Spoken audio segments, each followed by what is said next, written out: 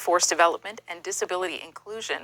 She's in Delta, BC. Workforce Development and Disability Inclusion. Minister Qualtrough, thanks so much for joining us. Well, thanks for having me. Oh, good. Another diversity hire. I wanted to ask why you felt the need to put out this joint statement with the Canadian Trucking Alliance. Psycho-liberal shit.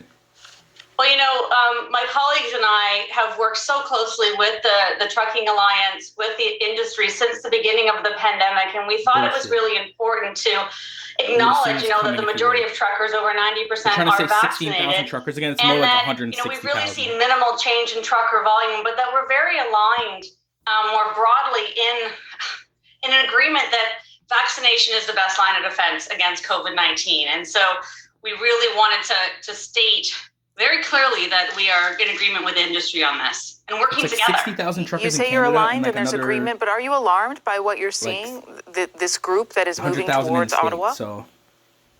I wouldn't say I'm alarmed. I mean, people have a right to peaceful protest, and I don't think this reflects the general view. Certainly not what I've heard from truckers in my riding here in Delta. She won't even mention mandates. But I'm more alarmed about Conservative MPs getting out there and supporting and encouraging this, but at the same time, people have a right to protest.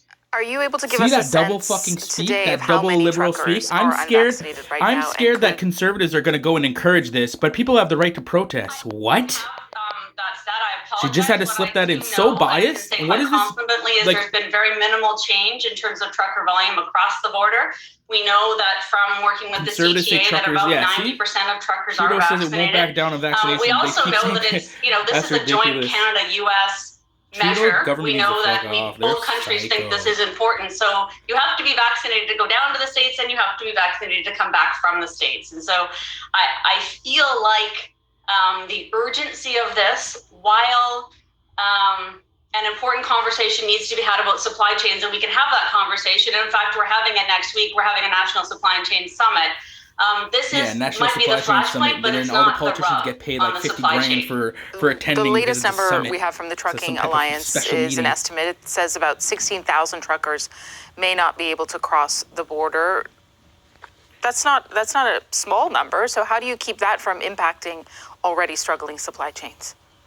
Well, I think it's by continuing to educate truckers, continuing to work with the CTA, working with provinces and territories, maybe changing routes so people who aren't vaccinated focus on within Canada distribution.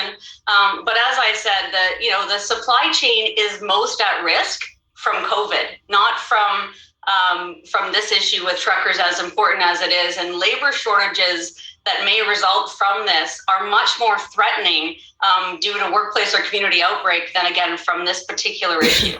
The Canadian Chamber of Commerce and the Manufacturers Association are a bit more concerned, it seems, than you are, and they actually want your government to press pause on this at this point. Is that completely off the table right now? Oh, please don't take me as saying I'm not concerned. I'm just saying that I think that the bigger threat to the supply chain is COVID. The bigger threat to labor shortages within our economy is a sick workforce, is a Liberals don't work. I'm not saying this isn't an issue at all. I apologize. There is no intention right now of putting pause on this. They are downplaying everything, and then they say, "Oh, I'm not trying to downplay everything, but we have everything under control. We know everything's on fire and the economy's going to shit, which are real, and as we said in our statement with the CTA, very of concern to truckers and to industry." We are still very lucky and privileged in this country in terms of what we have access to, but many Canadians are concerned about what they are seeing or not seeing in the stores that they go to, grocery stores in particular, the selection, but also the prices. So what would you say to them? How would you ensure that the already clogged supply chain is not going to get worse? Well, first of all, we know Canadians are worried. Prices have gone up for food and fuel and shelter, and their dollars simply aren't being stretched as far. We acknowledge that. We are focused on affordability. We're focused on the cost of living. COVID is still a very real economic pressure. And, as Stats Canada said when they put out their latest inflation numbers, it's what's driving up a lot of this inflation. There's things we can do. We have to address supply chain issues. We have to get more people vaccinated. We have to open the businesses up and let the fucking truckers do their job. On a number of fronts. But I guess I would remind Canadians that we entered the pandemic in a really good financial or fiscal position, and we're there now as well, and we're going to get through this. No, we're not. What is she talking about? Continue to have their backs. The statement references, quote, long-term strategies that will, yield outcomes that will make the supply chain long-term strategies so they can keep themselves in government like psychopaths. As you put it. But what specifically are those strategies? Under the guise of fixing issues while they're destroying the country. To address the labor shortage in particular, which is of course the crux of the supply chain, we can't necessarily control what's going on everywhere around the world, but we can make sure that we have skilled workers, that we are maximizing workforce participation, that we are supporting our next generation of workers, that we're around the world. Attracting talent from around the world.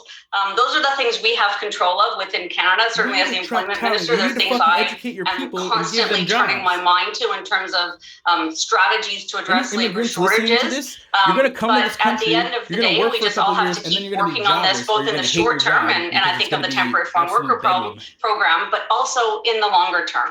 You've seen and certainly heard the frustration from many people on this mandate issue, but also the misinformation. So do you feel your government has really done enough to inform, educate, prepare Canadians for what we are going through? Because their complaints keep coming, the frustrations keep boiling over. We've seen this before. Well, certainly, again, I sympathize with the feeling of frustration and anxiety and uncertainty and isolation. And this has been a long haul for Canadians across the country. Sorry to use a trucker analogy there. But I think we've tried to be consistent in our message since the beginning that vaccination would be the way through this. Of course, we can always do more. And I think of what I'm doing in my own writing, but I continually hear from parents in particular who are uncertain, even if they've had vaccines, if they should vaccinate their children. And I tell them my kids are vaccinated and it's safe. Health Canada wouldn't approve vaccines that aren't safe. But I just think we keep having to reinforce the message. This is the best tool in our toolkit. It's not the only one, but it's the best one we have. As you know, it has become a very divisive issue in many circles. Conservatives accuse your government of fueling those divisions by appearing to take a hard stance and not showing flexibility for some Canadians. How would you respond to that? Well, I think they're the ones fueling this. With all due respect, of course, I think all of us as elected officials have a responsibility and indeed a duty to do our part by encouraging public health measures, encouraging vaccination, keeping the science and the expert advice top of mind when we have these discussions. Well, Conservatives are doing this. It frustrates me that this has become so hyper-partisan, I guess I would say, when really this is about following the advice of people who day-to-day think about these things and advise leaders on how to move forward. And they all say vaccines. Chief Science Officer. It's always the Conservatives have said and will continue to say that it's the Liberal government that hasn't been listening to many Canadians and their concerns. And they keep telling it's not the truth. Well, I think the vaccination numbers say something entirely different. With 90 in my writing, 96% you don't look at the numbers. You listen to the people. Of adults are vaccinated first dose, and I think it's 95% now second dose. Canadians are getting vaccinated, and it's just working doesn't mean they support liberals. Working with and respecting the concerns of those who aren't vaccinated, talking to their doctors, talking to them, and kind of removing the politics from this and really getting down to the science and best advice and expert guidance on what we can do moving forward on this. That's certainly how I approach it here. Are there plans to address and communicate with the group that is traveling across the country and planning to be, on Parliament Hill this weekend? Well, we're looking, of course, to respect the views of these individuals, which we do. And as I said, everyone has a right to peaceful protest.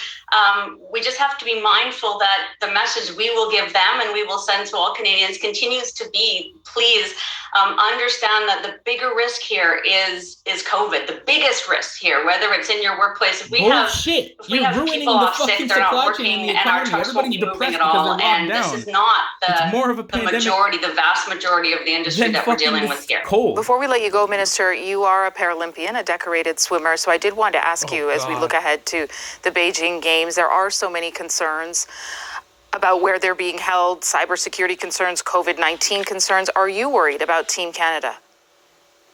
Listen, I've had the pleasure of both representing Canada and being on mission staff as a volunteer in a number of games. I've attended games as sport minister. I will attend a games in any capacity anybody will ever let me attend a games.